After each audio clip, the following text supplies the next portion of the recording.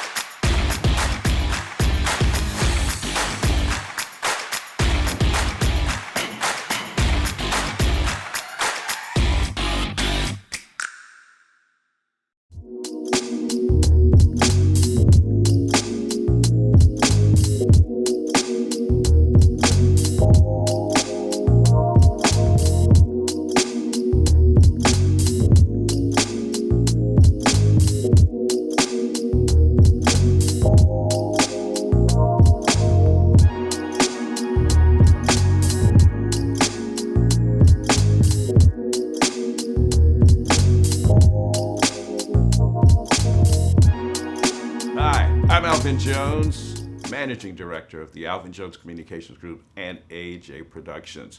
I'd like to thank you for joining us today. We're going to have a little conversation about diversity, equity, and inclusion. So recently, people have rediscovered me. There was a BET documentary that honored the 50 years of hip hop.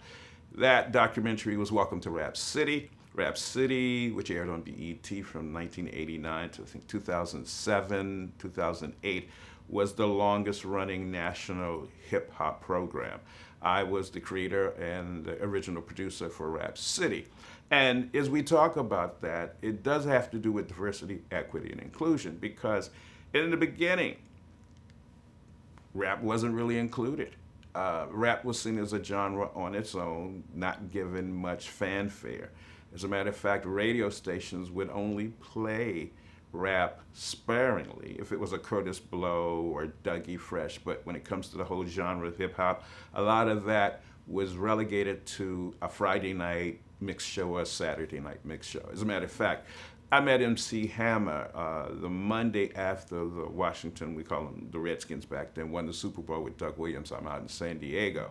And because I was working with BET, I would always go to different radio stations when I was in town. And I met this gentleman who had a cassette. As a matter of fact, somewhere over here, I think I still have that cassette. Here it is. Feel My Power, MC Hammer. And during that time, you know, it was a Monday morning, he was coming to tape the show. so that it would air on the weekend. So there wasn't much inclusion in radio for rap, and they weren't given the same amount of equity, as you could say, and it wasn't very diverse. So I kind of look at it from that direction as a leader. So at BET, in addition to hosting shows, I also produce shows. So before Rap City, I had Video Vibration, Soft Notes, Midnight Love. So I'm producing 3 shows per day. Once Rap City came about, we're doing 4 shows per day. But Video Soul was the flagship show with Donnie Simpson, and everybody wanted to be on Video Soul. Video Vibrations, well, in the beginning, there wasn't a lot of equity and diversity and inclusion in music videos. So Video Soul, when I came there in 1984, was 2 hours. Video Vibrations was 4 hours. And so after 2 hours of black music videos was limited, you really can't go back. So at Video Vibrations in 1984, we're playing everything. We're playing Robert Plant, we're playing The Power Station, we're playing David Bowie, we're playing Ronnie Millsap, Autograph, Scandal, Corey Hart, because there wasn't many black videos. So what we did as a leadership, Jeff Lee, Bob Johnson, and myself, we went to the record companies and said, hey, if you give us videos, we will play them. And so it took a while, but as things started to go and things started to progress, the music industry saw that black videos would work. And so that was that whole thing of, we need some diversity. Get us black videos. Get us videos from artists that do well in the black community and other communities, because of course a lot of pop music starts off as R&B music. So we needed to diversify the amount of music videos and the types of music videos. We needed some equity. The video by Rick James and Smokey Robinson, that video was a $70,000 video. That was the highest budget that had been done for a music video at that time. So that's when you start getting some equity and some inclusion into what's going on. So let's talk about how diversity, equity, inclusion plays into, say, hip hop, which is now everywhere. But there had to be some diversity. And that meant we had to start playing videos. We had to have equity. In other words, can these rap artists get included and be given equitable time? And there's some inclusion. Are they included into the mix when we start talking about how we're going to program music videos on BET? So let's talk about as a leader. As a producer, my job, of course, is to be in charge and make sure things go. But also, I look at it from diversity. I need to talk to someone who sees or hears or feels something different than I. That's when Hans Dobson, AKA Prime, came in. He was an intern. I'm a producer. So there's a different, I guess you could say, organizational chart balance there. But as a leader, one of the things you want to do is to encourage the folks with you to contribute, to grow, and to feel that they are included, that they have some equity in their voices, and their voice can be diverse. So I went to Hans and I said, okay, tell me about these rap artists. I don't know much about them. And the knowledge that he gave me helped me create the Rap Weeks, which broke rating records, which in turn allowed BET and Bob Johnson to feel comfortable to do a rap show. And so as a leader, when I look at diversity, equity, inclusion, what I'm looking for is something that I haven't seen before. I'm looking for things I've never heard. I'm looking for what is on the horizon, because most cases, whatever is mainstream today was underground yesterday. And if we just look at where we are, we don't get a chance to see that. So for me, I'm always looking for different voices. I'm looking for folks who think differently than me, I'm looking for folks who have ideas I've never conceived. And instead of throwing it out and go, oh, that doesn't make sense, I'm like, tell me more. Because sometimes things are way before their time. And if we discount that, then we lose that opportunity. So these are some of the things that I think is important in leadership. Also, when it comes to diversity, equity, and inclusion, I think we need to make sure it's just not, checking off a box. It's almost like going down a list. Do we have diversity, equity, inclusion? How many black folks do we have in the That's not what's important. And I just heard something online, and they were talking about Jon Stewart coming back to The Daily Show and how he had great ratings, and his ratings were better than Trevor Noah. And the person says, "Well, I thought that was a DEI hire, and he's not an American, and he's not that funny." And so I just thought that was interesting, because that's some people's look at diversity, equity, inclusion. He didn't take in consideration that Jon Stewart is the one who wanted Trevor, who thought that he could do this. He didn't take in consideration that Jon Stewart coming back for one night a week is like watching the Super Bowl. You're not going to get the same ratings if you have the Cleveland Browns playing the Jacksonville Jaguars as you will at the Super Bowl. And so I saw that as kind of a prevailing thought, that if we do diversity, equity, inclusion, that we are getting people that are less qualified, when actually it's no. You're not getting people less qualified, you're getting people who are different than you, who have qualifications. I heard in the news recently also, and it kind of tells of some people's thoughts patterns. It's, well, certain airline wants to have more diverse pilots. And the person says, "Well, I don't want diverse pilots, I want good pilots." In other words, I'm kind of concerned if they hired a black pilot because he was black. And I just said to myself, has this person ever Googled Tuskegee Airmen? And I'm not mad at him, because he serves as a symptom. What we have to do is clear the air. Sometimes people think that when you do diversity, equity, and inclusion, you're saying, "I want someone who's less qualified." That's not the case. If you think about it, Jackie Robinson was qualified. He didn't make it because he was the only black that was qualified. He was the first black who was allowed.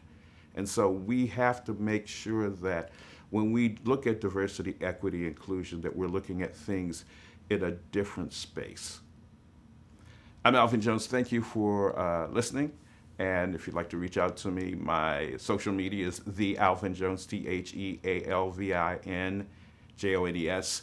And my email, real simple, alvin@alvinjones.com.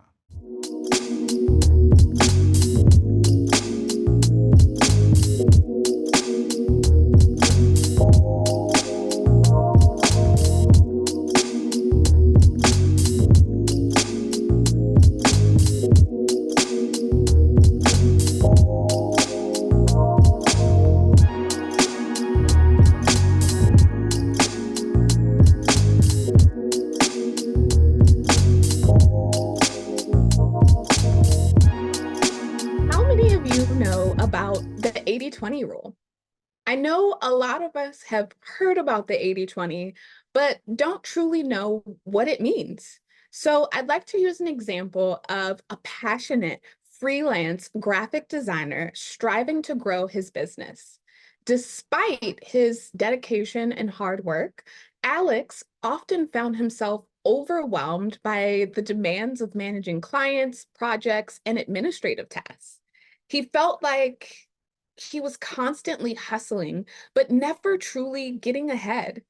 Enter the 80-20 rule, also known as the Pareto principle. This rule basically says that 80% of results often come from just 20% effort. Inspired by this, Alex takes a closer look at his business. He realizes that a small percentage of his clients were responsible for majority of his income. These are clients who valued his expertise, provided consistent work, and were willing to pay premium rates for his service. Alex noticed, however, that he spent a large chunk of his time chasing after smaller clients who were less profitable and often more demanding. With this insight, he made a strategic shift in his approach. He focused his efforts on nurturing relationships with his top clients, delivering exceptional service, and seeking out similar high-value opportunities. He also streamlined his processes, outsourced routine tasks, and invested in tools to improve efficiency. As a result, Alex found himself working fewer hours while earning more income. My name is Diamond Drip, and my company is Diamond Drip Consulting. Similar to the graphic designer in my story, I had to embrace this rule in my business. I've been an entrepreneur for 4 years, and as I entered into year 3 of my business, I decided to make a shift and go for my 20%. I went from a product-based business that also offered services to a fully service-based business. What came with that was doubt and fear. Can I charge this much? How do I stand out in this new space? It feels really saturated. Who are the people I feel most called to serve? What's my niche? How do I talk to them effectively? It wasn't until I really sat down with myself and took a look at my gifts, my strengths, expertise, experiences, that I was able to build a business where I was aligned and could actually focus on and up level my 20%. This process of cutting out the 80% was not always easy. One really sneaky syndrome was wreaking havoc in my brain: imposter syndrome. When we talk about imposter syndrome, you might be able to recognize how it shows up for you in one of these signs. Self-doubt, constantly questioning your abilities and feeling like you're not good enough, despite evidence of your skills and accomplishments. Fear of failure, avoiding taking risk or pursuing opportunities due to fear of being exposed as a fraud or not meeting expectations. Maybe feeling the need to overcompensate for perceived inadequacies by working excessively hard or taking on too much responsibility. You might even start dismissing your achievements as luck or timing rather than acknowledging your own competence and effort. Then you have the constant comparison of yourself to others and feeling inferior or inadequate in that comparison. You might start relying on external validation or praise from others to feel worthy or competent. And then lastly, perfectionism is a big one, setting unrealistically high standards for yourself and feeling like anything less than perfection is a failure. And so when we're looking at these signs and symptoms of imposter syndrome, I want to offer some insights that can really help you refocus on what's important. So you want to shift your focus from achieving perfection to making progress and continuous improvement. You want to celebrate small victories and milestones along the way rather than waiting for everything to be flawless. And then I want to encourage you to keep a record of your achievements, your skills, and positive feedback from others. You want to remind yourself of past successes and the value you bring to your work. Next, I want you to challenge negative self-talk by replacing it with affirmations and positive statements. Instead of focusing on perceived shortcomings, remind yourself of your strengths and capabilities. Treat yourself with the same kindness and compassion you would offer to a friend facing similar struggles. If you would tell a friend not to compare their level 1 to someone else's level 10, follow that advice. And then lastly, I want you to understand that feeling vulnerable is normal and doesn't diminish your worth or competence. I want you to embrace a growth mindset and view challenges as opportunities for learning and development instead of seeing setbacks as evidence of your inadequacy. See them as valuable lessons that will help you grow stronger and more resilient. A large portion of the effects of imposter syndrome can be avoided by having a strong connection to your intuition and honoring your authentic voice. When we become aware of our blind spots and accept that due to conditioning, our brains are not always the most reliable, leaning into your inner strategy and authority, as well as recognizing not self themes and thoughts, can be critical. One of my clients, Marlene, said, it's like I have all of this stuff that's available to me. And the problem that I've been having is trying to understand how to use it because I never understood this is who I am. And I'm going like, why is that happening? Why do I feel that way? And it almost felt like a curse to me, but now I see it differently. It's learning to understand that it's a gift, but you have to understand the gift and be open to the gift. Beautiful words, Marlene. If you are watching this, I could not have said it better. Now, normally, after a session like this, I'd invite you into a clarity call with me so we could begin the journey of unpacking your biggest challenges and coming up with a mini plan to help you overcome them. But recently, I've received feedback that people want to feel ready for a conversation like that.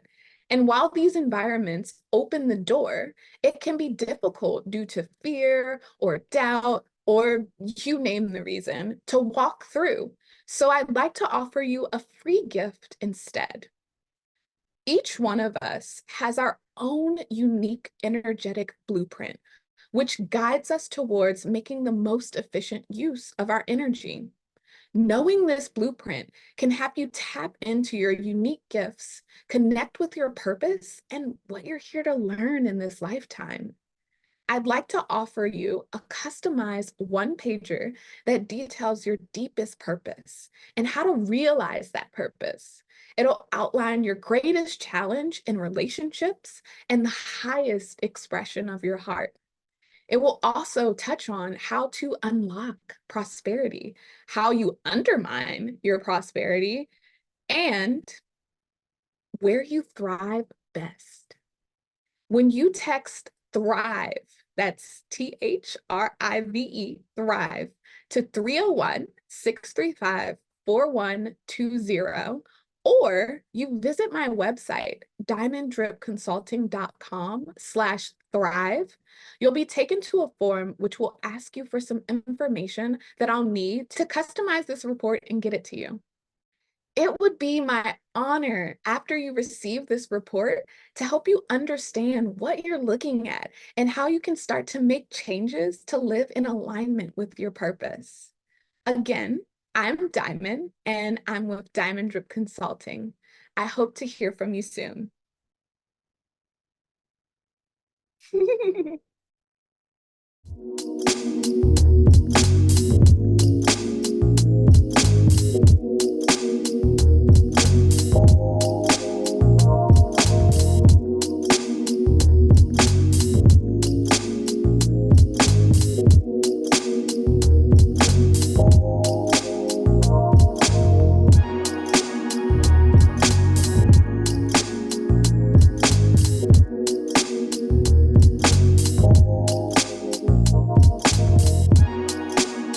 I love the commercial when the little girl says to her dad, "You didn't wake up today to be mediocre."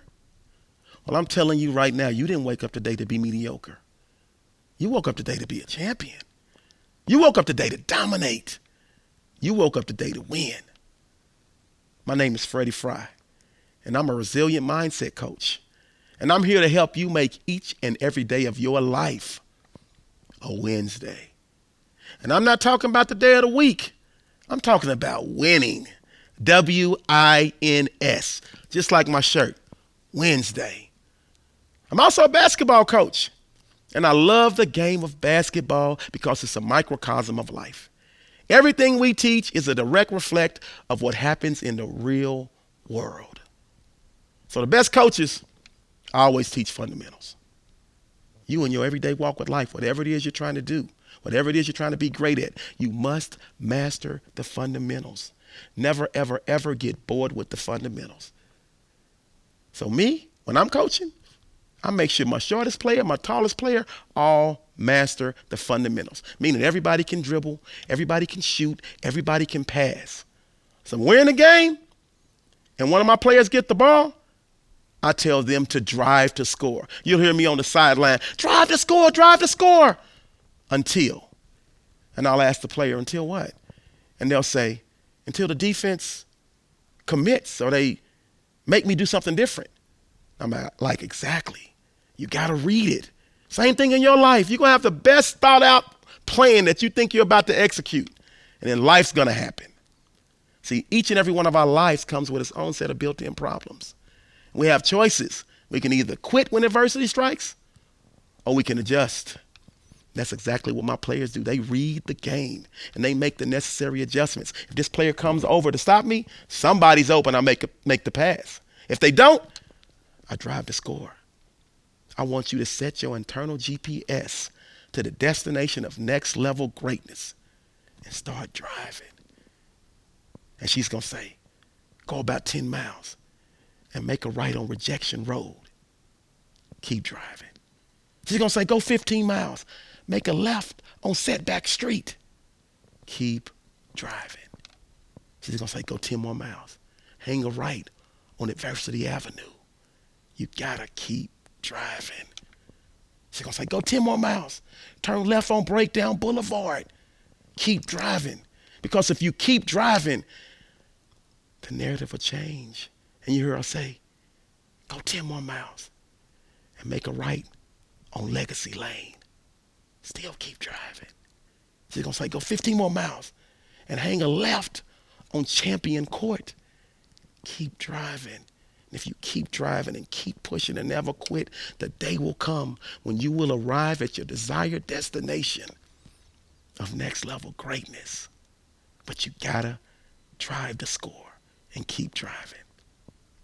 Number 2, I always tell my players, shoot your shot. And I know you hear that and you think, ooh, fine girl, fine chick. I gotta go shoot my shot. It's not exactly what I'm talking about, but you can go shoot your shot, baby. You never see that person again, but don't be let down.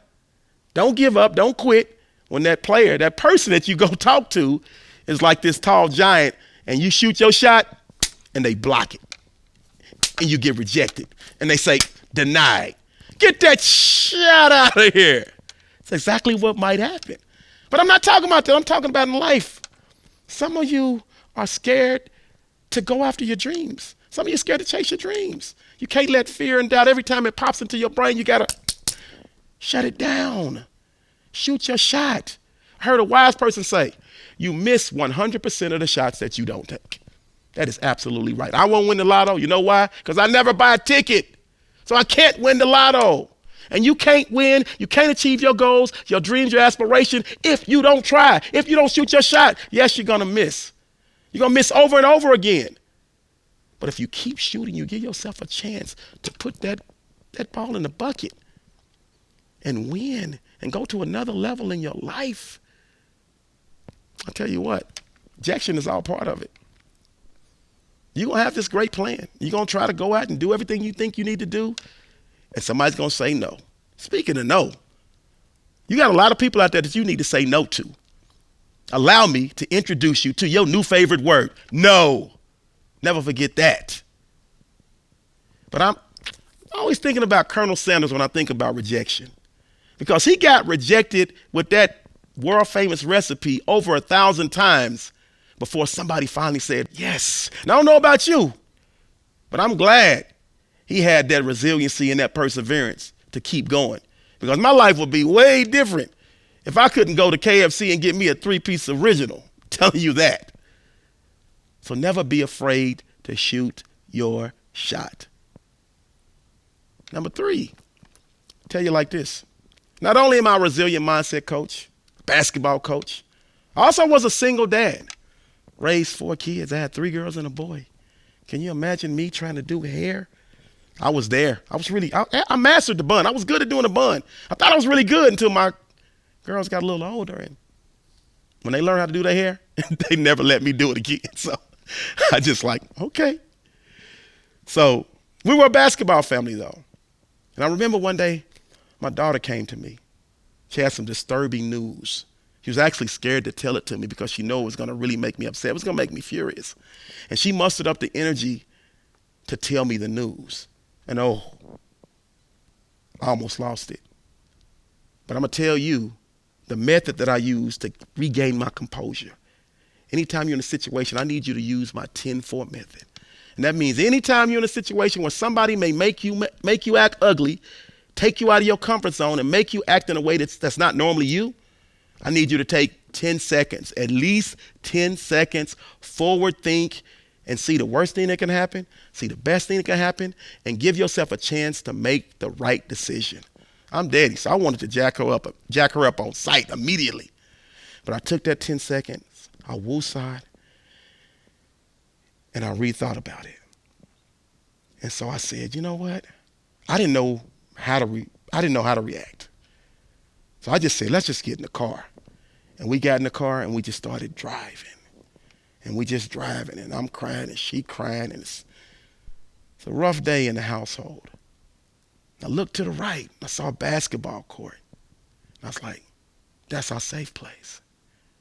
See, people always talk about haters and doubters and naysayers, but there's also people that love you, that care about you, and you have to know where your safe place is. Who is it that I can call, that I can talk to, or where is it I can go, or what can I do that's not going to judge me, that's going to help me? Know where your safe place is. At that moment in time, that court was our safe place. So I quickly pulled into the to the parking lot. Got out, went to the trunk, got a basketball out, and I told her to get under the basket. And I started shooting, and she was passing me the ball. And I was shooting. She was passing me the ball. I kept shooting. She was passing me the ball.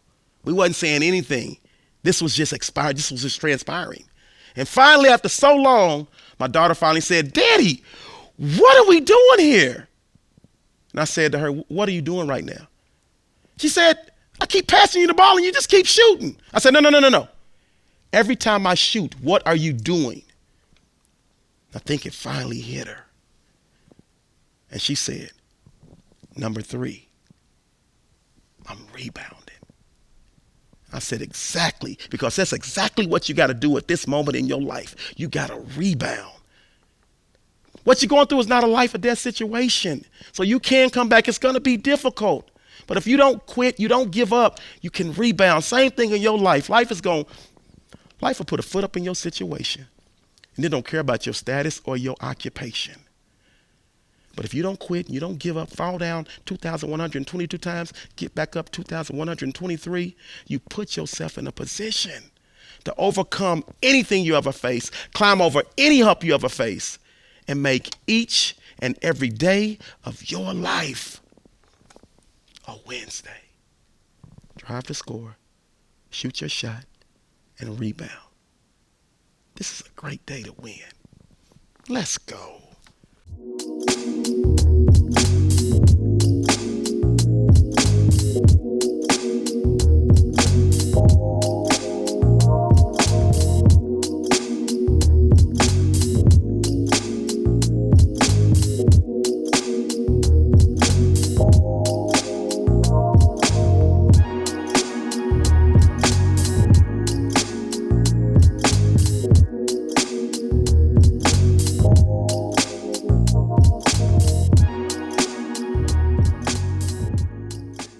Hi, everyone. Welcome. I'm super excited to talk to you about a topic that I think is important for our Black communities. One of the things that I want to talk about today is wellness within the Black community. My name is Dr. Jasmine Reed. I am a clinical psychologist. I am in California. I have a group practice where we focus with Black and Brown people of color, and particularly around mental health, as well as I have a consulting company where I do workshops, consulting for large organizations when it comes to wellness and leadership. I'm excited to talk about this because I think this is an area where we all can be able to improve on and be able to talk about some things that we can be able to have an adjustment on. When we talk about wellness, wellness has a plethora of different meanings. One of the things that I think that I wanted to highlight for this particular time is what wellness has meant for me. When I started working with people, and particularly those who had lots on their plate, one of the things that I recognized is that they didn't have time for these traditional ideas about what we thought wellness was. And for a lot of us, there's a lot going on in our everyday life that we need to be able to have some realms of social media to be able to get away from the outside noise, to be able to get away from our own community and violence and environments that we have to get away from.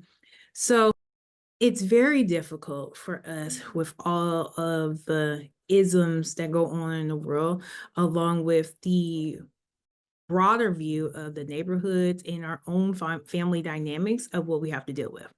We all have issues, we all have troubles, but I think particularly for our Black community, one of the things that we don't overemphasize or highlight a lot of times is how we have moved away from wellness and how can we get that back into what is the origin of us.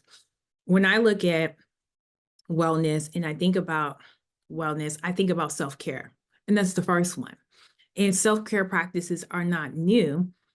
Historically, we have, as people of color, been able to do things from the African diaspora to make sure that we were healing ourselves in a communal setting, as well as when we think about historically, when we look at groups like the Black Panthers and how they incorporated all of these different yoga and techniques to be able to make sure that although we were out there fighting for justice and we were doing things, that we also were taking care of ourselves and that we found ways to be able to center ourselves with mindfulness techniques.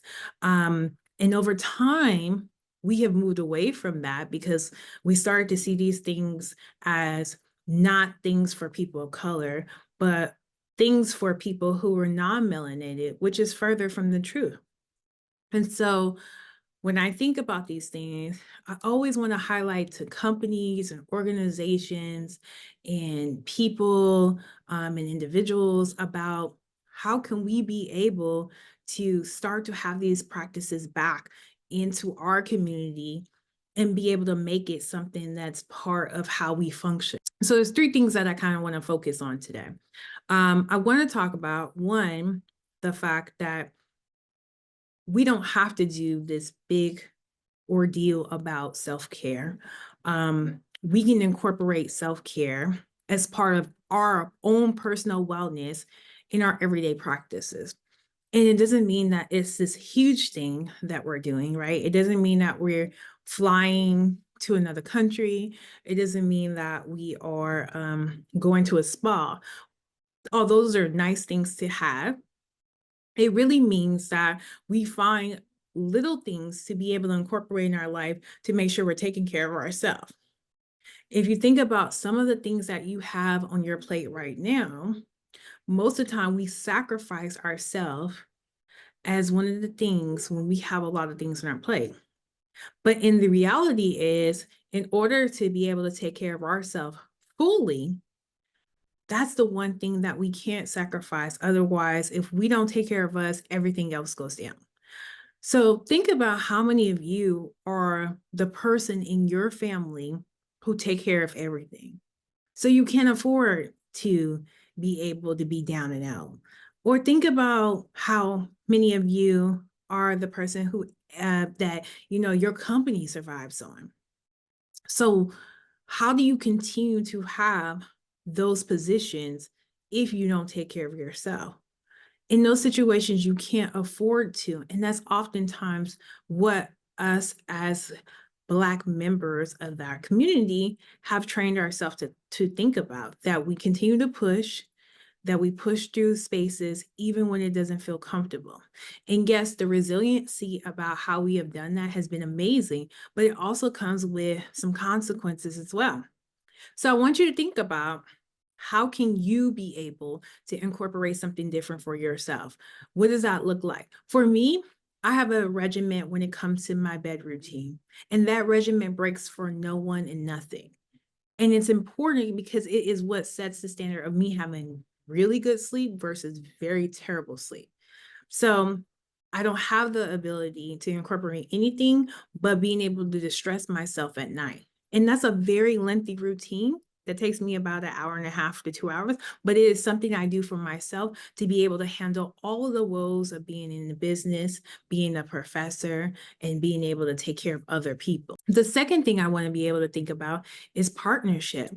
And in thinking about how Black people are communal, we want to be able to think about partnership. Most of the times, how we build our community is being able to partner with those who have like minds. And so I want you to think about who can you be able to rely on for accountability, as well as the feeling of being able to talk about like the areas in which you are unable to think about expanding on when it comes to self-care. Who's going to hold you accountable for those spaces? Who's going to be able to help you in those spaces? Who wants to be able to incorporate those things? A lot of times we have friends and family and people around us who are going to be able to enjoy in those spaces or who could benefit from those spaces as well. What if that means creating a walking group or being part of a walking group or doing a walking group with a friend? So finding how we can be able to start to find things that feel safe for us, that are around people who look like us, who feel good for us, is an important aspect for being able to highlight wellness. The last part that I would want to say when it comes to wellness is being able to think about a culture of boundaries. And boundaries are going to be important for those who have been doing everything. I think about all of the things that are going on in today's world, and they haven't been different, but they continue to happen for us. And I want you to think about like, how do I set up healthy boundaries with people so that I am not running myself raggedy? And when we think about how do I help myself be able to set those boundaries, oftentimes we don't have good boundaries. Matter of fact, what makes us go overboard is the lack of boundaries we have. So when we're talking about building community, we can't create self-care and we can't find these accountability people if we don't have good boundaries on what that looks like. Having good boundaries is part of your wellness process. Oftentimes, it may be perceived as being bossy or maybe selfish. But the reality is you have to take care of yourself to take care of others. And so in order to take care of others, you have to have some boundaries about how you navigate. So with all three of these things, I would encourage you to be able to think about how can you simply add these things to make sure that you have your own self-care practices in your space.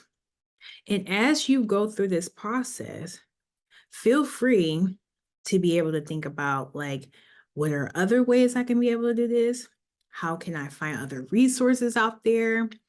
Have I been taking care of myself? All of that is an evaluation process for us to be able to get back to this space of wellness in our community. If you would like to reach out, I really appreciate and love when I talk to people about these things. So please reach out to all social media at Dr. J. Reed on Facebook and Instagram, and LinkedIn at Dr. Jasmine Reed. I hope that if you take just a little bit of this time to think about where you're at in your wellness practice, that you'll be able to think about there's always room for improvement and that there's something out there for you to be able to think about how you can care for yourself. So ultimately, you can do what you need to do for your community. I hope this was helpful for you, and I look forward to chatting with you very soon. Have a good one. Are you ready to share your message with the world? Introducing PitchDB, the all-in-one platform revolutionizing the way speakers connect with podcasts, conferences, and media outlets. With access to over 3 million platforms, finding your perfect speaking opportunity has never been easier. Our AI integrations create personalized bios and pitches, setting you apart from the crowd. Join the movement of speakers taking the world stage today. Join now at pitchdb.com.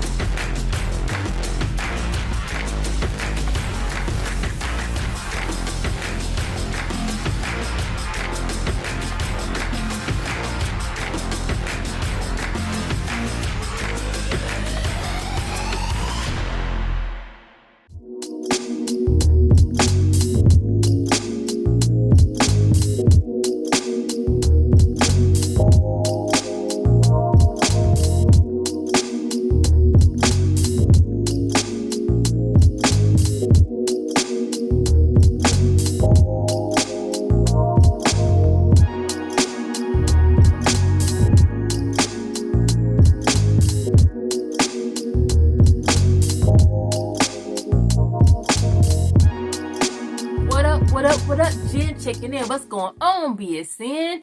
My name is Janice Auburn, but I go by Jen Low. I am the CEO of Second Chance 21013. I'm so excited to be part of this Leadership and Equity Summit. Okay, so leadership, I could talk to that. And one thing I want to put out there is what my father said is, let God lead you. I believe truly if you allow him to lead you, you really can't go wrong. Yes, we're going to make some mistakes. We're going to have some issues. We're going to have some trials and tribulations and everything. But guess what? It's a whole lot better when you got a guide than to have to go completely by yourself, right? There's a lone on this earth, right? But you have your spirit guide, right? You have God. So enter me, enter peace, out with love, right? So the foundation, okay, setting the foundations, we got to lean into that thing, right? With a little scripture here. Matthew 7:7-8, okay? Ask and it shall be given. Seek and it shall be found. Knock and it shall be open, okay? Knowing who you are and whose you are is so important in any kind of leadership. Before you can lead anybody, you have to lead yourself, but you have to know where you're leading yourself, right? And the only way to find that out is by asking God for guidance, right? Seeking guidance. And you know what? That can be through a person. You know, we need people. That's the reason why there's over 8 billion people on the planet, right? Mentorship, you know, a coach, a sponsor, you know, I'm network marketing. And so I'm a coach for a few people, you know, that come to me and say, hey, how do you do this or how do you do that? And I want to make sure that I lead with the right spirit, right? Because it's kind of like a doctor. You know how doctor have doctor language and doctor terms? Well, just because I know and been doing what I do for years, I still have to speak in a tone where I know this person is learning, right? So guidance, you know, knocking it shall be answered, okay? Well, open to you, okay? So oftentimes we pray, but when God sends us the answer to what we're looking for, right? Especially in our business. Come on, business owners. You praying like, Lord, we got to have a better year than last year. Okay, even a better month. We got to come out the red. Or my team, you know, it's not looking right. It's not getting together. I can't get them to do right. Can you get you to do right? That's the question. Now, seeking the answer means personal development, spending time with God, and actually self-reflection, finding out who you are, means finding out your purpose, find out where God's trying to lead you, and actually taking the steps in action to go where he's leading you. So that when you go, I always say my team is not mine. You know, I say my tribe, but I say they're not my people, they're God's people that he has entrusted, okay, for me to be able to lead. But I have to make sure I'm going to the right place. I'm leading to somewhere of progress and success. My coaching, you know, I'm health and wellness. I have to make sure I do the right things. They see me being consistent first, right? And I'm leading by example. And that's in anything, no matter what if you're a school teacher, parents, leadership is not dictatorship of just telling. Okay, it's doing and setting expectation. I'm a very visual person, and so I need to see. I need to see you, right? So knowing who you are, that's a definite guide of who you are. I'll say I'm a child of God, and at the end of the day, just like my dad said, let God lead me through the heart. So that's working with the enemy, so that I do not become my own enemy. I say, no weapon formed against me shall prosper. Because a lot of times we could be our own enemy, right? So that's the reason why we have to work on the enemy, so that we can enter peace. The great thing about being a business owner, or when we say we get promoted, maybe if you're on a job, we say money's going to give me more peace. So that's where personal development steps in, and knowing who you are, right? Because money is not, it'll help you be more happy. Yeah. But you have to be in here first. If something's not happening in your business, as I've gotten older, I have learned, you know what? I'm not going to let nothing take my peace. I know this is happening. That's cool. I got it. The things didn't happen in this month that I wanted in my business or with my team or for my job. Things didn't happen there. But at the end of the day, I'm going to have my peace first, because what you focus on expands. And if you focus on all the things that didn't happen in your business, that's going to continue to grow and fester. And then that scene is felt in your team, your associates, your business partners, your co-workers, right? So lead by example. Like, I ain't never seen you had a bad day. It's not that you didn't have a bad day. It's that you didn't wear it on your sleeve, right? And so that teaches and shows by example, you know what? You got a lot going on, but your character and your attitude is still great, right? So that's to be rich. Being rich is more than finances. It's also being the best version of yourself. You should be better today than you were yesterday, than you were last month, last year, last decade. You should always be working on expanding this here, okay? Should always be expanding your mind, which helps you with your spirit. Like I said, I'm a health and wellness coach, and I've been working on them both, okay? And I could tell you, because I have gotten stronger in my body, I have gotten stronger in my mind. Because I've gotten stronger in my mind, I have gotten stronger in my body. The two are intertwined like this, okay? The two go hand in hand. When you become more powerful here and you grow more confident, and then when you look good, you feel good, right? So the two go hand in hand, and you want more of them both. And guess what? When you expand your mind, you enhance your body through just naturally saying like maybe 15 minutes a day on health, going to get some cardio, or 30 minutes, however it may be. You develop confidence. You develop your character. You start being consistent. Okay, you're committed. Okay, and then you draw the people around you. They're like, I need to do that too. Man, I need to get up today. You know what? I wasn't going to get up and go to the gym today, but guess what? I got up because I saw you. And I'm going to do that thing. Matter of fact, I'm going to try something, new. I see that work for you, but, maybe that's a little hard for me, but I want to be consistent in what I'm doing in my growth. I seen you read this book, I'm going to try this book. I seen you tap into that coach or mentor, I'm going to tap into that. So that's also leadership, okay? Being the best version of you. You're the better version today of yourself than you were yesterday. And guess what? Prayerfully, you're going to be an even better version tomorrow. Right? Okay, you should not stay the same from day to day if you're working on personal development.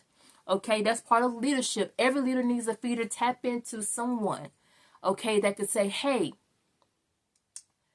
this is the way we can do this, a little bit better, or I see this right here.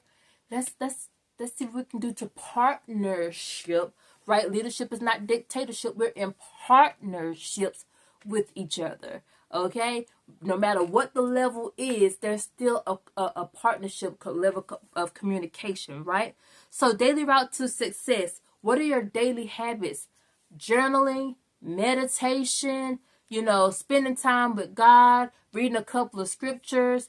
I this month I have taken time to be part of a amazing challenge that has definitely helped me, and I have been able to go through a process, right, to help. I say, God, help me so that when I'm working with your people, I'm better, right? And so I've been going through that, and that's just a commitment, right? Every single morning we get right with God first, okay? All right, so setting the intentions the night before, okay?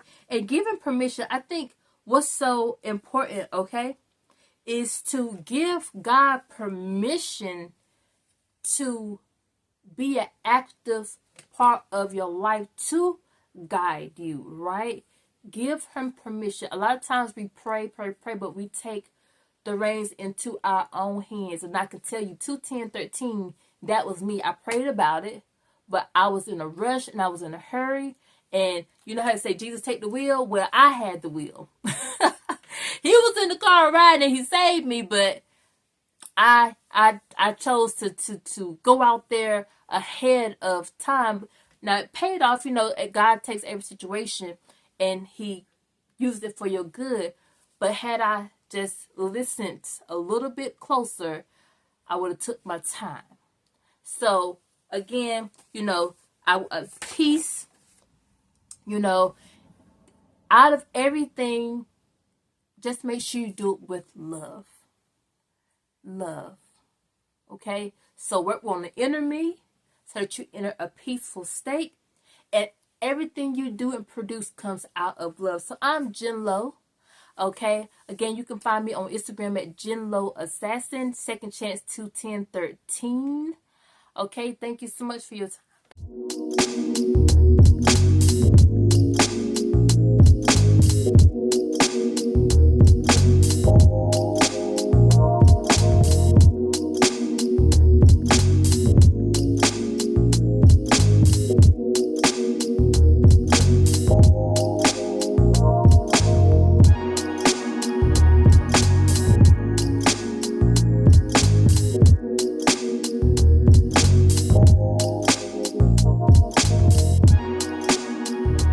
There are three kinds of people: those that make things happen, those that watch things happen, and those who wondered what happened.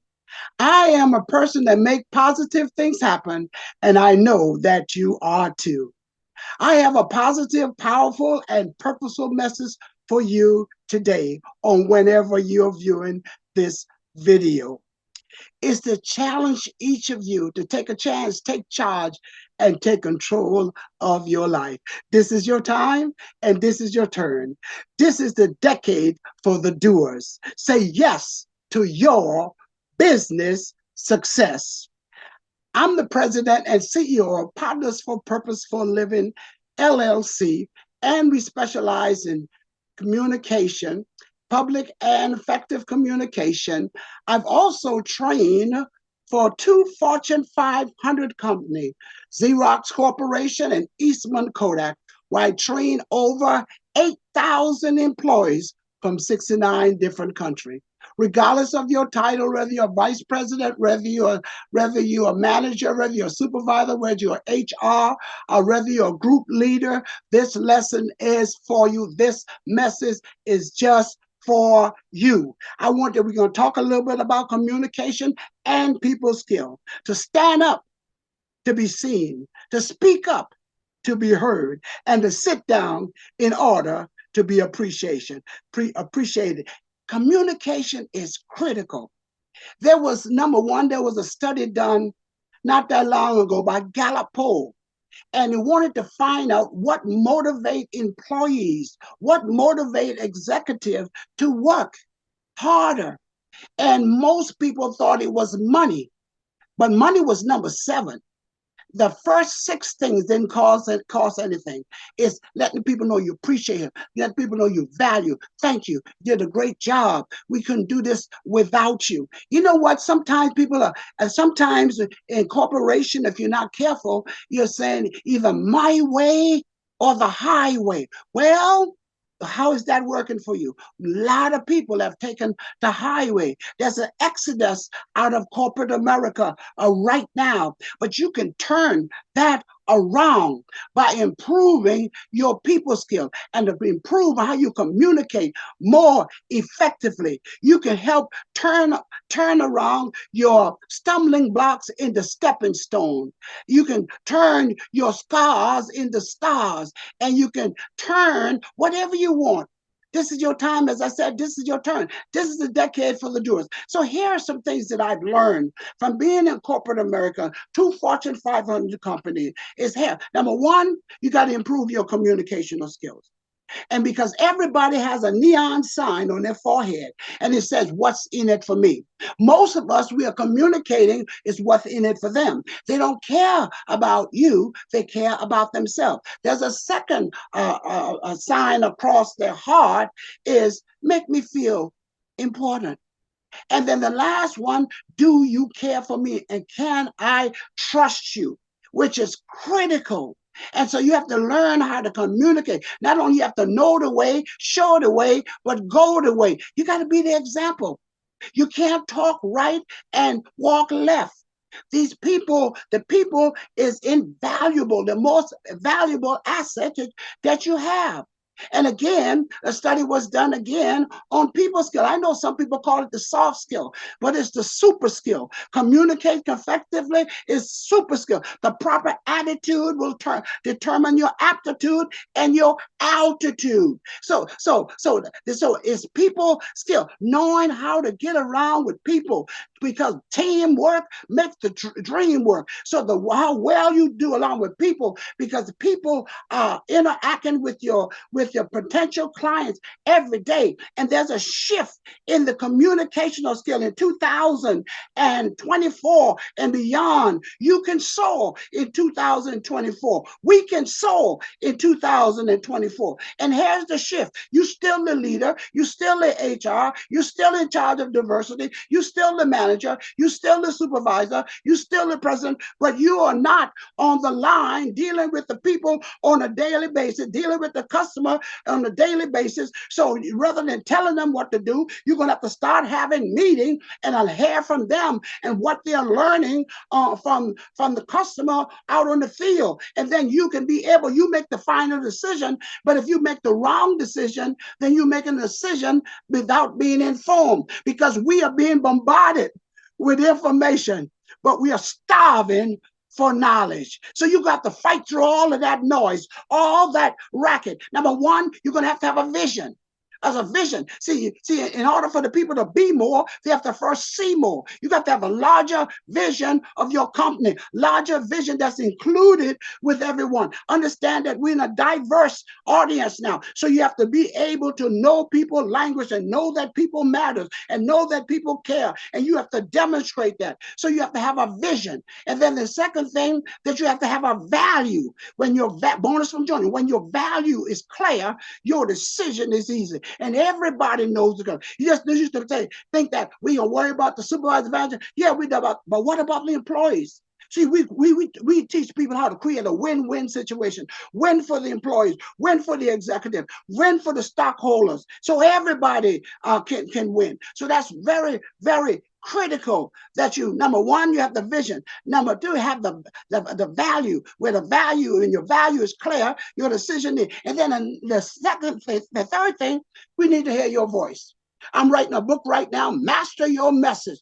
Pick up your mic, because we need to hear your voice, because what you have to say matters. And when you can communicate effectively with a diverse group, number one, that will cause you to be more effective. Number two, it will leverage your diversity team that you can win, because teamwork makes the dream work. It will cause you to communicate more effectively. Make your word, bonus from Jonas, always make your word short and sweet, because you never know which one you will have to eat. Bonus from Jonas, if you cheat yourself in your preparation, it will show up in your presentation. And if you can communicate effectively, this will increase your influence. It will also make a greater impact and income. And all that we need to be realized, because you and we are in the people skill. The more you treat, the better you treat the people. The more you invest in your people, the more productivity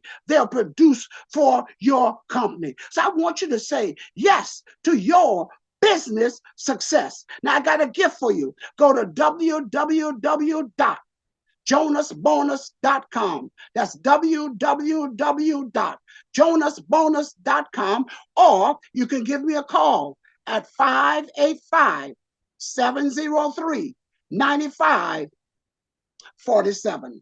So I want to encourage you again. Say yes. Say yes to your success. You can soar in 2024.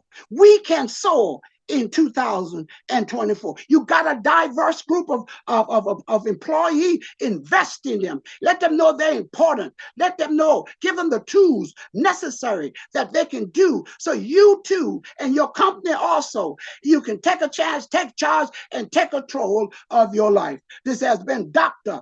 Jonas with the bonus, known as Mr. Enthusiasm, is saying, say yes to your business success. And my motto is, since greatness is possible, excellent is not enough. Go for greatness. Go for greatness. Go for greatness.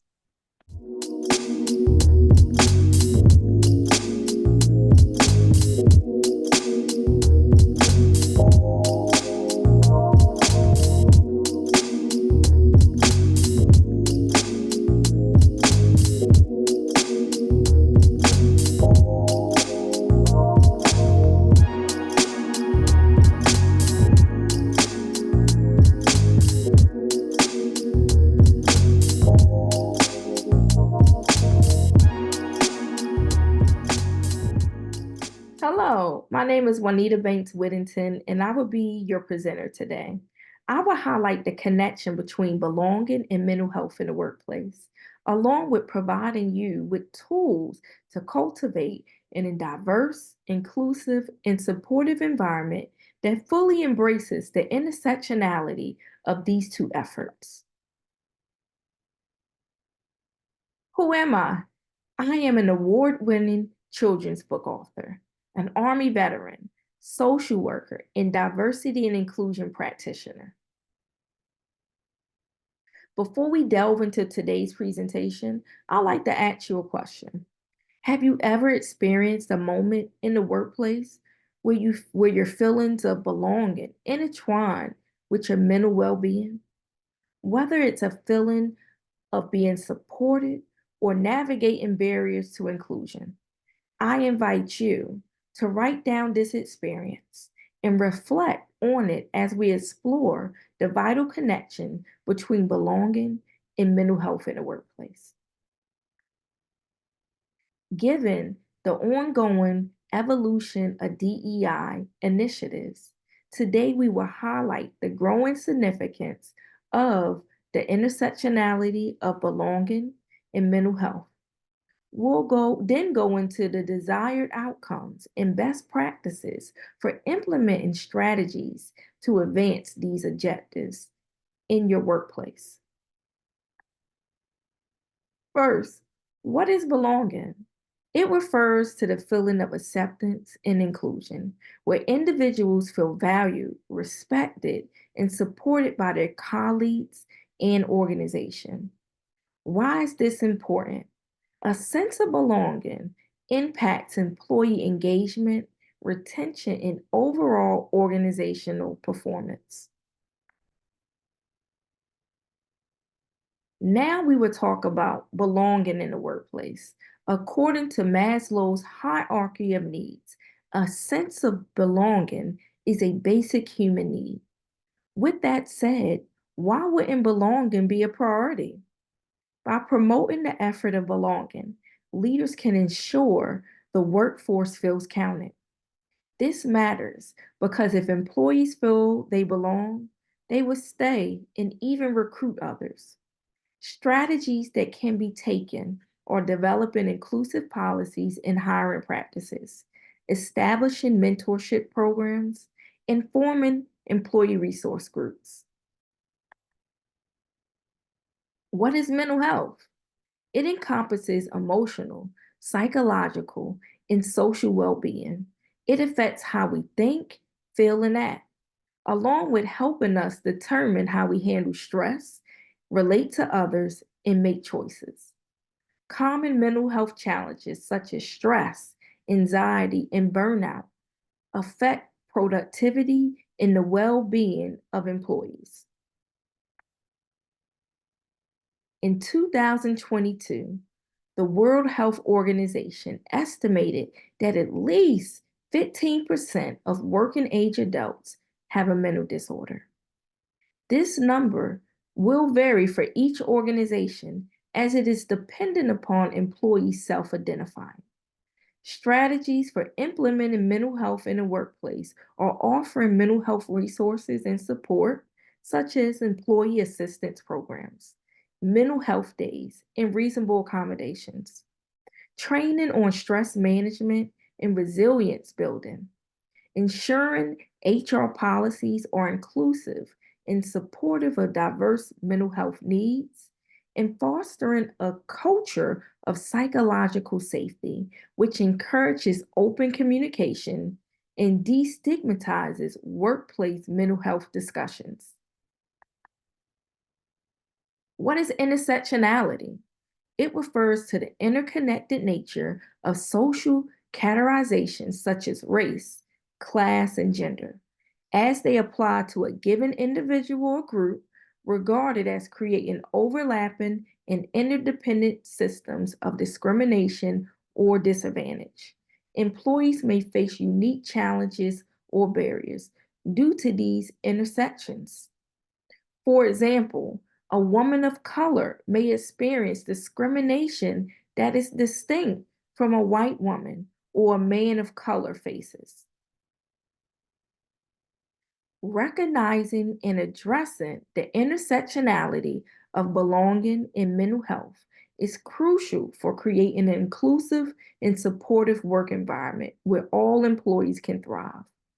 Failing to address these intersectionalities can lead to feelings of exclusion, marginalization, and stress among employees, ultimately impacting morale, productivity, and organizational culture, all of which influence employees' sense of belonging in mental health. Strategies that can be taken are ongoing diversity and inclusion training, creating affinity groups for underrepresented employees, and providing cultural competency training for managers. Implementing these strategies will provide organizations with the following desired outcomes: improved employee well-being. Employees will feel supported, leading to improved mental health outcomes and overall well-being. Increased productivity and engagement. Employees will be more engaged and productive when they feel a sense of belonging and their mental health needs are supported.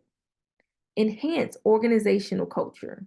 Fostering a culture of an inclusion and support will strengthen the organization's reputation and attractiveness as an employer of choice.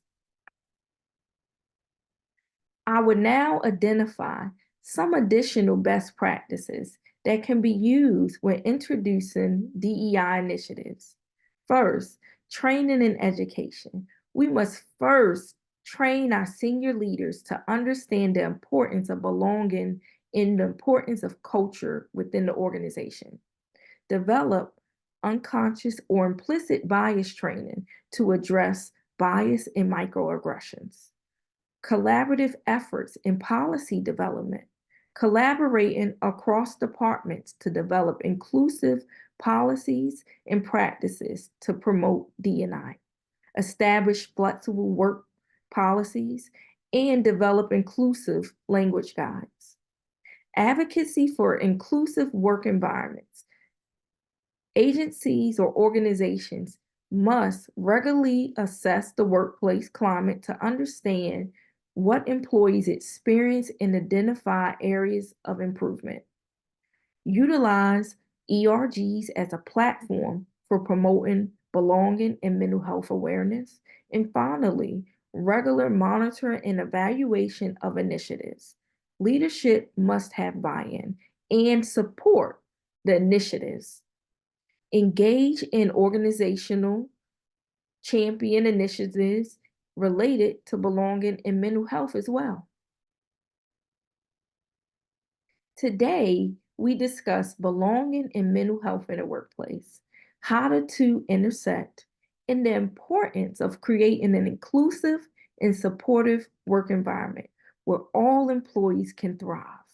Additionally, you learn strategies that can be taken to improve employee well-being, increase productivity and engagement, and enhance organizational culture. I would like to thank you for joining me today for this presentation. Please connect with me on social media or my website at Neha Cares LLC. Thank you.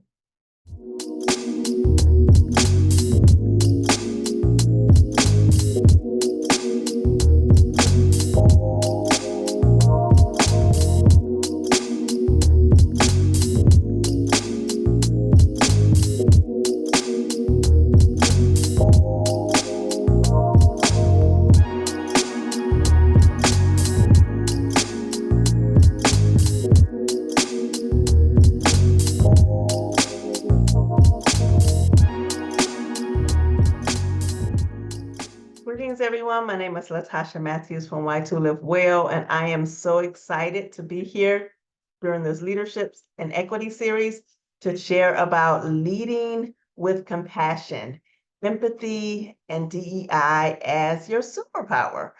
And I think it would be helpful for us to start with just a little story going back down memory lane to one of my favorite superheroes, which is Wonder Woman. Now, when you think about superpowers, Wonder Woman had all of them. And if you would indulge me for a few moments, I would love to share some of the super qualities that I found very helpful when Wonder Woman did her thing. So Wonder Woman, if you remember, she had lots of physical abilities that helped her with her mission. She had a superhuman strength, speed, stamina, agility, reflexes, and durability. She is so almost invulnerable to any physical harm. Some other qualities that Wonder Woman had was her flight divine lightning manipulation. She had energy absorption and projection. She was magical in the air. She had animal empathy and regenerative healing factors. Do y'all remember the weapons Wonder Woman had? The golden lasso of truth, which forced anyone who came in her sphere to tell the truth. Anyone who came around her had to obey her. She also used indestructible bracelets. Y'all remember, those bracelets could be used to fight off anything. She also had razor sharp boomerangs and sandals that allowed her to travel at lightning speed. Few other attributes that I think we all can remember. She was compassionate, caring, stubborn and opinionated, highly competitive and outgoing, and very immortal as well. She also had this peace about her, this love and this intelligence, and she was very graceful. Wonder Woman showed so much empathy. And she also showed a lot of compassion as well, which is really what our topic is today. The quality, she was a warrior. She was born to avoid conflict, but she engaged in battle to press upon the human goodness and kindness of all. So when we think about leading with compassion and empathy and DEI as the superpower in leadership, it's important to know that we all have a superpower. Good evening again. My name is Latasha Matthews from Why to Live Well, and I would like you to enjoy and join me in this transformative, powerful conversation about compassionate leadership, where empathy and diversity, equity, and inclusion serves as our superpower. So first, let's talk about this compassionate leadership. Compassionate leadership is more than a management style. It's a mindset, a way of being. It's about leading with empathy, understanding, and kindness towards all. It's also about championing diversity, equity, and inclusion in every aspect of your leadership. The power of leadership and the power of empathy lies at the heart of compassionate leadership. It is the ability to understand and share the feelings of others.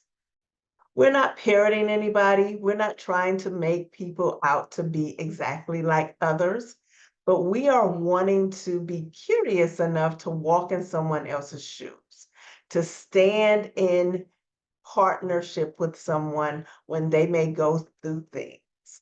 When we lead with empathy, we create meaningful connections, build trust, and foster a culture of care, support within the organization and throughout all levels of our teams. When we embrace diversity, equity, and inclusion, we are deciding to look at the essential components of compassionate leadership. By valuing and celebrating the unique perspectives, backgrounds, and experiences of others, we create environments where everyone feels seen, heard, and valued. Equity ensures fairness and opportunity for all, while inclusion fosters a sense of belonging and psychological safety. Now, who wouldn't want to work in an environment where you can use your superpowers to create psychological safety? The impact of compassionate leadership is profound. When we lead with compassion, we inspire and empower others to bring their best selves to work. We cultivate environments where creativity flourishes, collaboration thrives, and innovation is born. Compassionate leaders not only achieve better business results, but also leave a lasting legacy that impacts the lives of those they lead. So I want to leave you with some action steps, some very simple action steps to be able to use your superpower in your leadership with your teams and organizations. So how do we cultivate compassionate leadership in our own lives and organizations? It starts with listening actively and empathetically to others' perspectives. We're listening to understand, not listen to respond.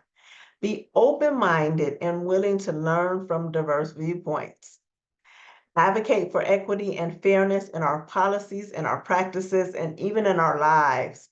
Create inclusive spaces where everyone feels welcomed and valued. And then lead by example, demonstrating kindness, empathy, and respect in all your interactions. In closing, let us remember that compassionate leadership is not a sign of weakness, but a source of strength. By leading with empathy and embracing diversity, equity, and inclusion, we tap into the superpower that has potential to transform individual teams and organizations for the better. Together, let's commit to leading with compassion and making the world a more empathetic and inclusive place for all. Now, I started with my example of Wonder Woman. I want you to think about your superhero and harness some of their superpowers.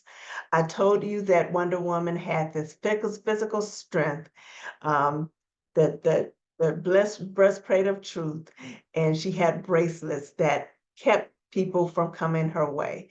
We also talked about her personality, which is pretty important and very significant now.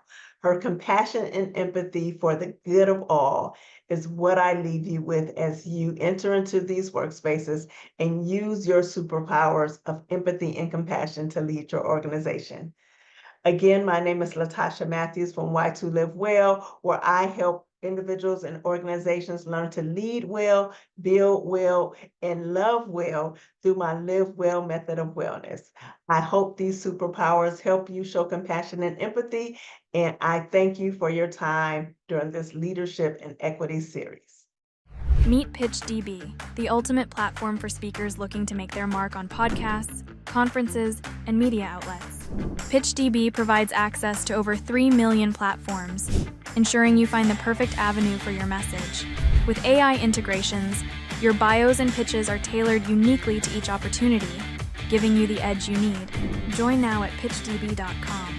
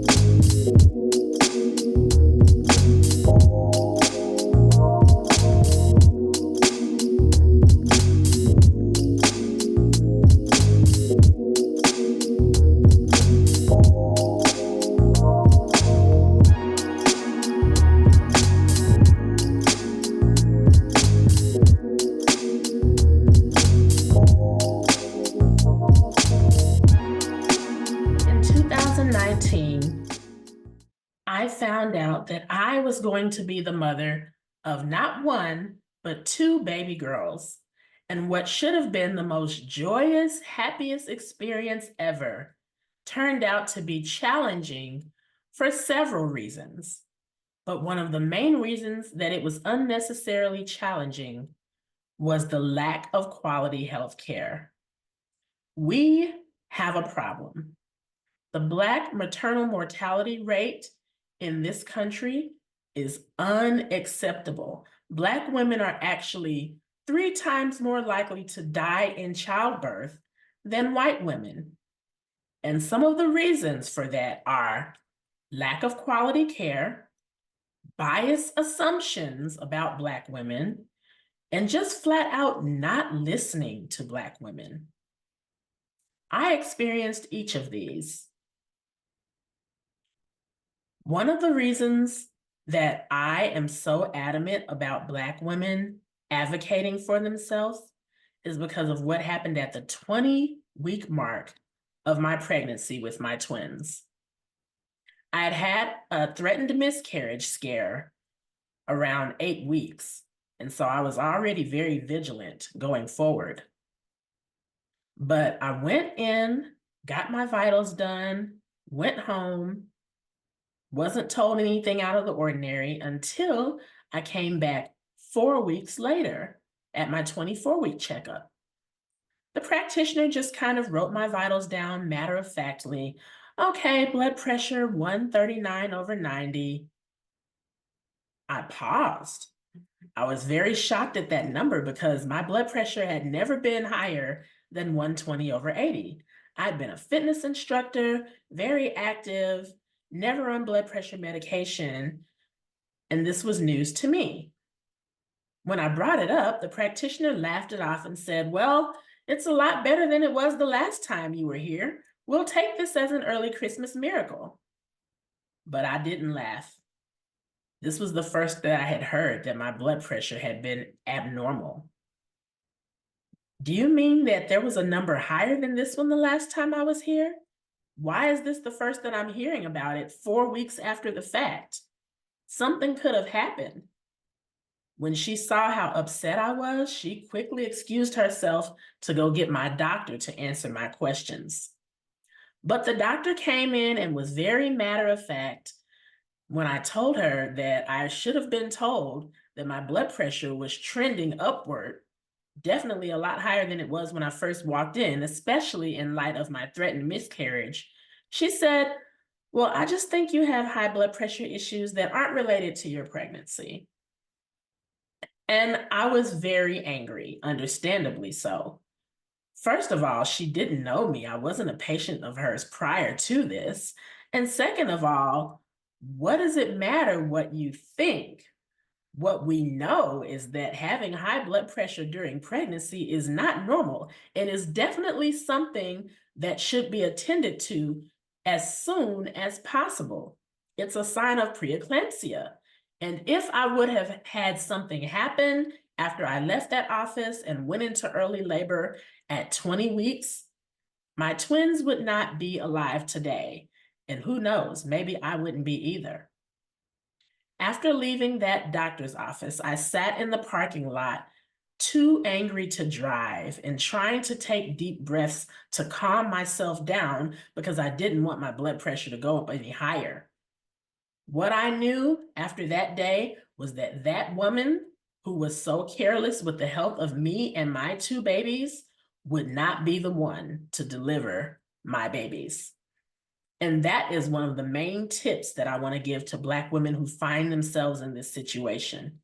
If you come across a doctor that gives you a lack of quality care, basically if a doctor shows you who they are, believe them and find another one.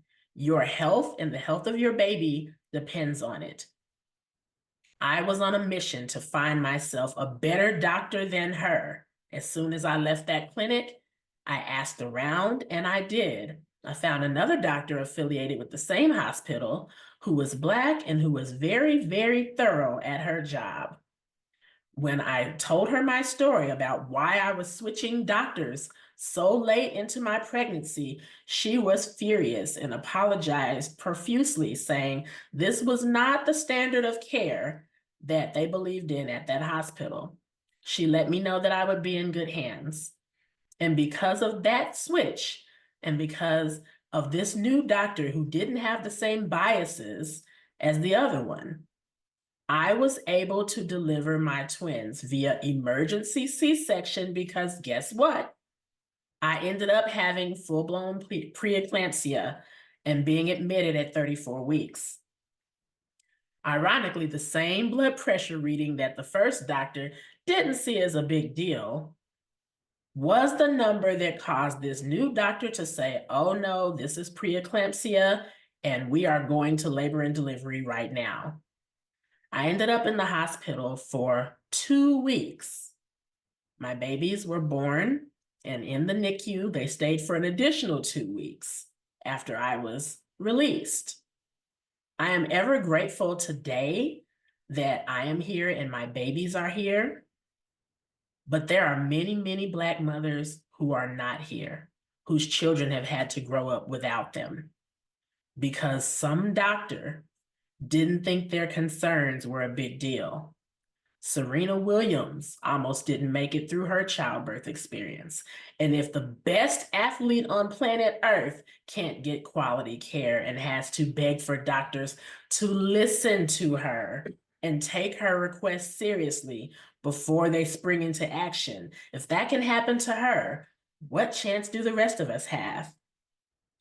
If Judge Glenda Hatchett's daughter-in-law, Kira Johnson, despite having a judge as a mother-in-law and being well off and being active and healthy, if she can pass away because doctors had biases, they didn't listen to her after her routine C-section, when she complained of pain, when her husband said he spotted blood in her catheter, that should have set off all kinds of alarms.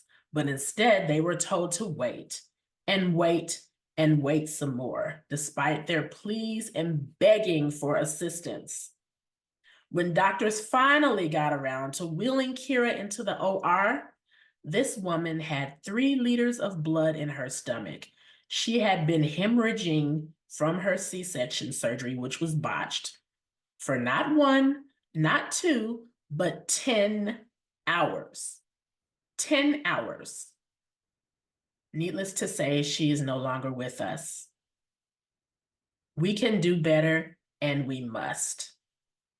Black women should not have to worry about whether or not they're going to make it out of childbirth alive because of something preventable, like doctor bias. We need to start sounding the alarm and letting people know these doctors that are not performing quality care. We need to start referring our sisters who are expecting to doctors that we know are on the up and up. And mothers, we need to start advocating for ourselves. Again, when doctors show you who they are, you need to believe them and govern yourselves accordingly. Go to someone who will listen. Your life depends on it. Thank you.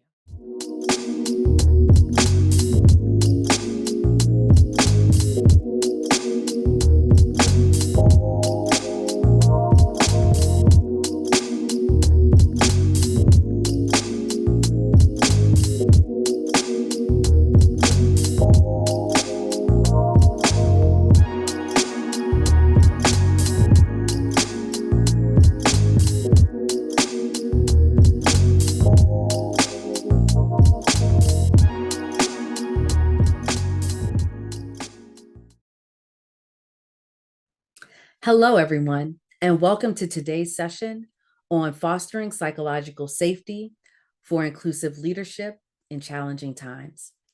My name is Sasha Thompson, and I am the Inclusive Culture Curator and the founder of the Equity Equation, a boutique leadership consulting and coaching firm in the Washington, D.C. area. Today, we will discuss the importance of psychological safety and explore strategies to assess organizational dynamics, recalibrate your approaches, and create inclusive environments. So let's dive in.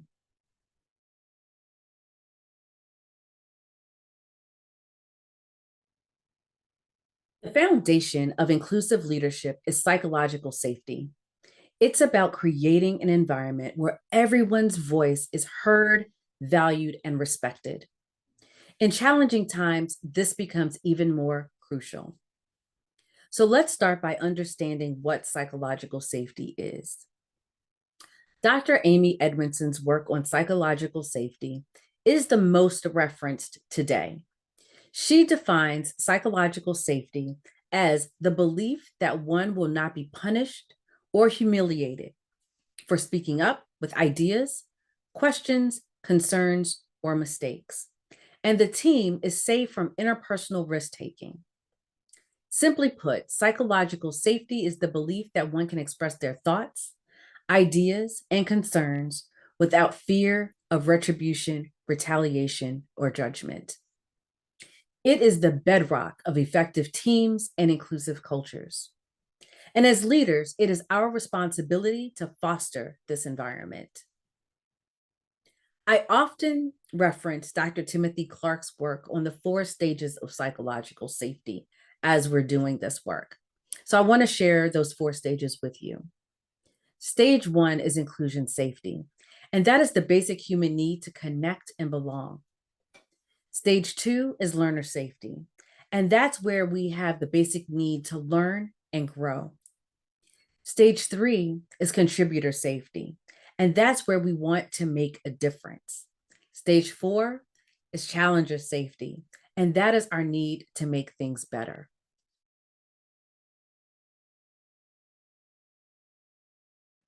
To foster psychological safety, we first need to assess the current dynamics within our organizations. So grab a pen and paper, and let's get to work through a quick exercise together. So I want you to think about a recent interaction within your team or organization. Have there been instances where someone might not have spoken up? They hesitated to speak up? I want you to jot down your observations. Now, as you reflect on these instances, consider the factors that may have hindered that person's psychological safety. It could have been power dynamics, communication styles, or even hybrid and remote work challenges. Understanding these dynamics is the first steps toward creating change. Now, I want you to think about what you can do to best support that individual or the team. How can you best understand their challenges? The key here is asking them questions and asking them the right questions.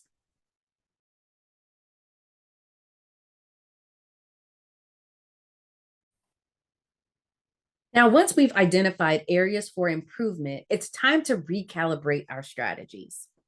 As inclusive leaders, our goal is to create an environment where everyone feels comfortable sharing their thoughts and their ideas. So let's explore some practical steps. Let's start by promoting open communication channels. Now, not everyone communicates in the same way or processes information in the same way. And so we have to think about how you can communicate in different ways using different modes of communication, be it email, instant message, or one-on-one conversation. Encourage team members to share their perspectives and actively listen to what they have to say. This doesn't mean open the door and fill it with your ideas and your thoughts and opinions. This is your opportunity to lean into what they're saying and be curious on the why. Why is this important to them? What could be impacting them making this recommendation? This isn't the time to shoot down ideas, but really to support engagement and idea generation. And lastly, I want you to be mindful of your own biases and foster a culture where diverse viewpoints are not only welcomed, but celebrated.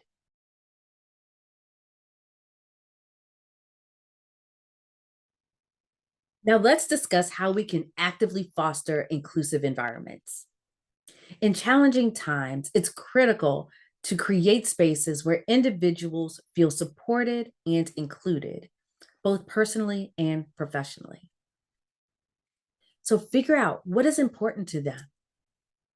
I often do this by just listening in, hearing their stories. Now, I also want you to recognize and celebrate diversity within your team. Acknowledge the different cultural backgrounds and experiences and perspectives. All of them come with strengths. Lean into that. This is how you really get to see how to contribute to a positive and inclusive culture by celebrating all of these aspects of the team. So as we conclude today's session, remember that fostering psychological safety for inclusive leadership is an ongoing journey. By assessing organizational dynamics, constantly recalibrating strategies, and actively fostering an inclusive environment, we can navigate these challenging times together. So thank you for joining me today. I hope you found these insights valuable. And if you have any questions or want to continue the conversation, please feel free to follow up. And if you're interested in our free download, Psychological Safety for People Leaders, just scan the QR code and you'll get that sent right to your inbox. Thank you and have a great day.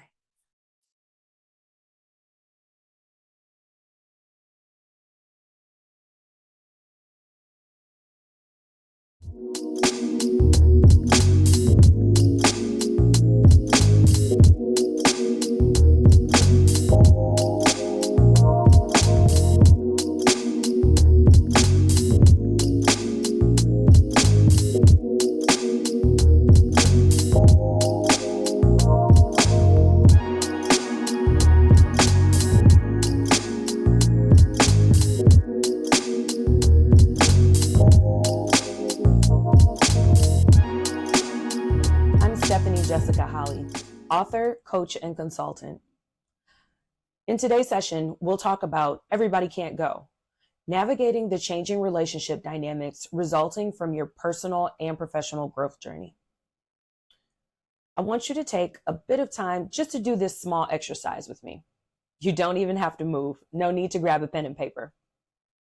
Just think about everyone that you spend the most time with right now in your life. And then think about, did you used to spend the same amount of time with these people last year? How about 3 years ago? 5 years ago? Let's challenge it a bit. How about 10 or 15 years ago? Are these the same people in your midst that were around you back during that time? Or have you found yourself to have gathered new people along the way? And you may have a few remaining folks that were there back 10, 5, 3 years ago, however far back you were able to identify your social circle or group. We all start our life's journey with people that we think will be there until the very end. But then later we find out that we don't necessarily get to finish with those same people. It happens to everyone. It's happened to me and countless others who I've spoken with. People are usually in your life for a reason, a season, or a lifetime. And we hear that saying so often that usually it goes in one ear and right back out of the other. But the truth is, we need to pay better and closer attention to make sure that we don't blur those lines. It's the same thing as trying to fit a square peg in a round hole.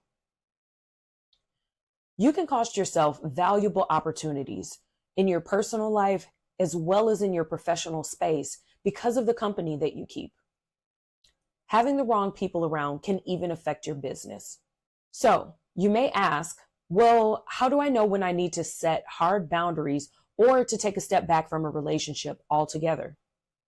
The answer is when the relationship dynamic is starting to cause you hardship as you move forward toward the goals that you've set for yourself. Or if you find that the relationship is no longer mutual, or dare I even say it's become parasitic and it's costing you more than what you're able to get.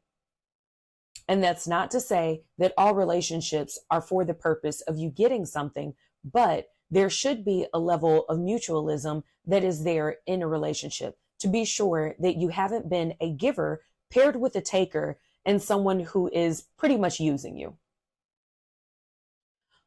So, a few ways that you'll be able to properly identify how to navigate those relationships. First and foremost, you need to make sure that you've established your vision. You have to know where you're going and how you plan to get there before you do anything else. If not, this leaves you open and more susceptible to just hanging out with whomever or allowing whomever to come along, stay in your space, or tag along for whatever it is that you're doing. Beware of setting a bunch of random goals that don't necessarily align with one another, that aren't building and stacking to get you to a final ultimate goal or to build something. You can do a lot of accomplishing a bunch of different things that aren't necessarily leading down the same path toward a common goal or end result. This doesn't mean that these aren't good things, but having all of these scattered goals means that your mind is split in a bunch of different directions. And it also means that with all of those different directions, not necessarily leading to your ultimate vision or the goal set that you have for your life, you may just kind of be accepting people in who have to do with a goal over there, a goal back there, oh, and a goal down yonder. If all of those things aren't connected, you're more susceptible to keeping people around that may have something to do with all of these different scattered things, but may not necessarily be a person to hang around or people to hang around that are pouring into your life in a way that will be most beneficial to you. Next, you need to be sure that you know your goals and your milestones. Remember, we just talked about, as a part of establishing that vision, that you're looking for a somewhat clear path, or at least a planned path toward a larger end goal, toward accomplishing your life's vision. Once you establish what that life's vision is, there will be smaller goals that are aligned to meet that big vision that you have for your life. And along the way, there will be milestones. When you get these goals set, Put a date on it so that you can start to create your roadmap for where you're headed to. Once you know where you're headed, you know what those smaller goals are and those milestones as you're headed toward that vision. Then you're able to assess whether or not the people that you're with or the places where you're spending a lot of your time or most of your time, if they're helping or hindering you from getting to your established goals and building out that ultimate vision that you have for your life. Once you've done an assessment of the people and places where you spend your most of your time, then you can establish the places where you may need to have a crucial or needed conversation. We won't call these conversations difficult because they're much needed.